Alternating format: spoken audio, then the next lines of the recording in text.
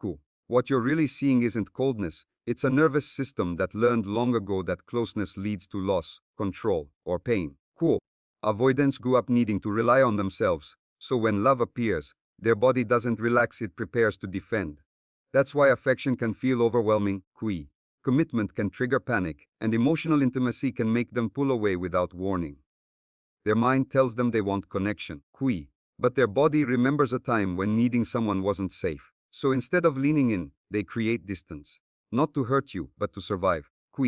And here's the part most people misunderstand: the more you chase, explain, or try to prove your love, the more unsafe it feels to them.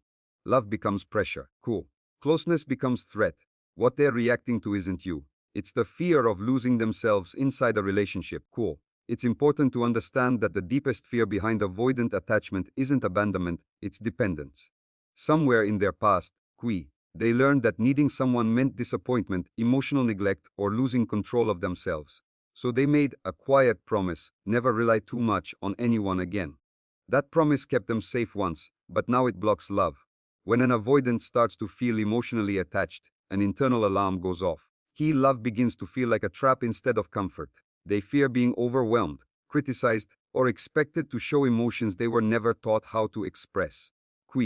So even when they care deeply, they suppress it. They detach, distract themselves, or convince themselves they don't need the relationship at all. This is why avoidants often minimize feelings, rationalize distance, and act fine, while emotionally shutting down. Their fear isn't about you leaving. It's about losing the emotional independence they had to build just to survive.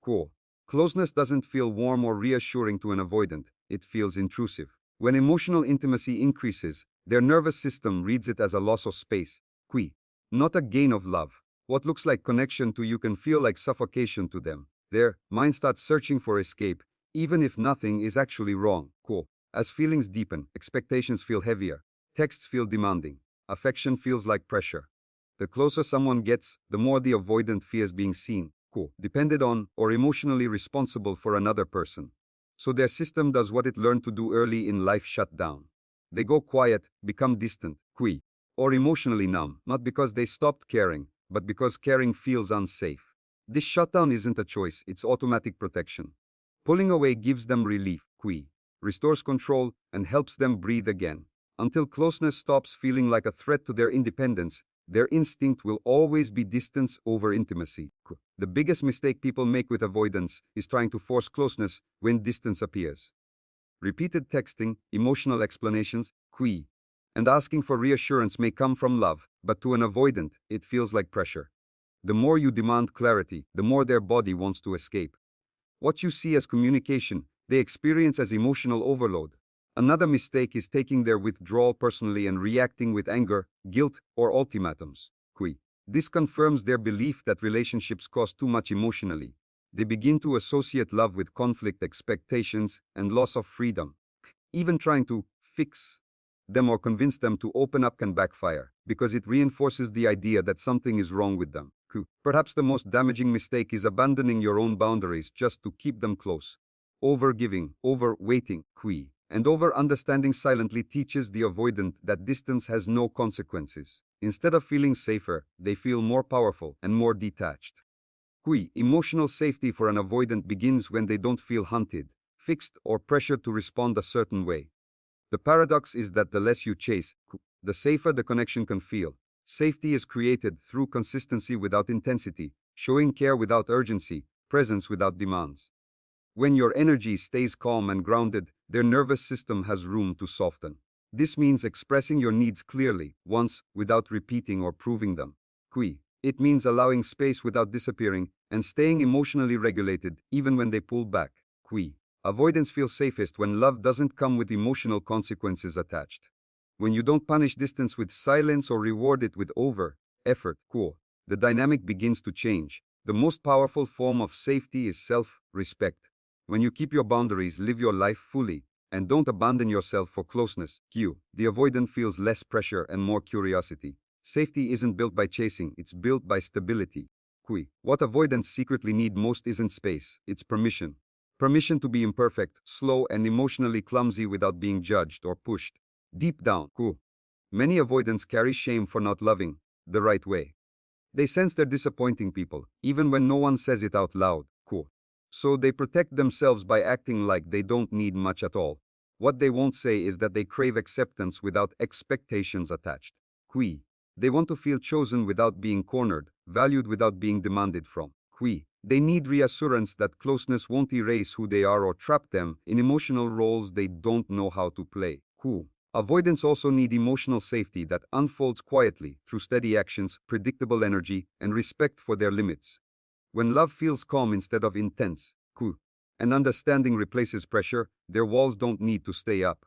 They just need time, safety, and the freedom to come closer on their own terms. Cool. When an avoidant starts to feel safe, the change is subtle, not dramatic. They won't suddenly become overly expressive or emotionally intense, but you'll notice consistency where there used to be distance. They begin reaching out without a reason, checking in even when they don't have to. Small efforts replace silence. You may see them tolerate uncomfortable conversations instead of escaping them. They stay present a little longer, listen instead of shutting down, and don't disappear at the first sign of emotional depth. Their guard lowers in quiet ways, sharing personal thoughts, past experiences, or vulnerabilities they once avoided. Another sign is that space no longer feels like rejection. They communicate their need for time instead of vanishing.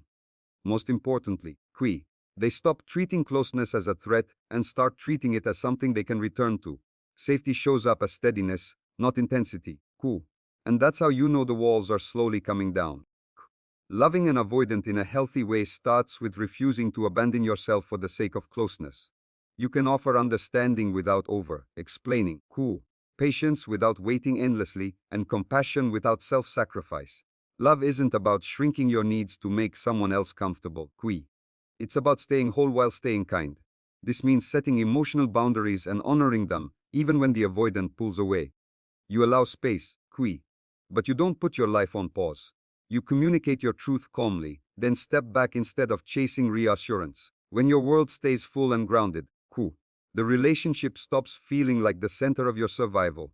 The paradox is that the more secure you become within yourself, the less threatening love feels to an avoidant. Whether they grow closer or not, you remain steady. Loving an avoidant should never cost you your self-respect, because real love never asks you to disappear.